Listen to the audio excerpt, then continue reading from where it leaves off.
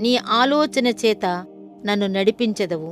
తరువాత మహిమలో నీవు నన్ను చేర్చుకొందువు. 73వ కీర్తన 24వ వచనం. రోజులు గడిచే కొద్దీ, సంవత్సరాలు గడిచే కొద్దీ దేవుని జ్ఞానంలో, దేవుని ప్రేమలో ఇంకా నాకు నమ్మకం పెరిగేలా నా విశ్వాసం అభివృద్ధి చెందుతుంది. ఈ నమ్మకం వృధా కాదని నాకు తెలుసు.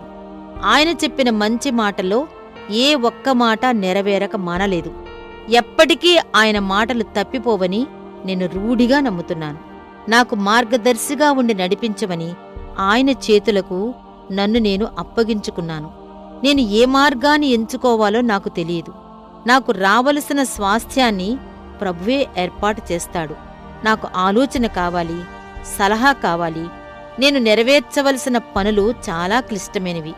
నా పరిస్థితి చాలా శ్రమతో కూడినది.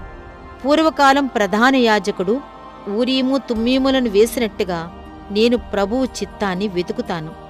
నా స్వంత నిర్ణయాల కంటే, నా స్నేహితుల సలహాల కంటే ఎన్నడూ పొరపాటు చెయ్యటం ఎరగని నా ప్రభు ఆలోచన కోసం నేను ప్రార్థిస్తాను. మహిమగల యెహోవా, నువ్వే నన్ను నడిపించాలి. త్వరలోనే అంతం వస్తుంది. మరికొన్ని సంవత్సరాల తరువాత ఈ లోకాన్ని విడిచి తండ్రి దగ్గరకు వెళ్ళిపోతాను.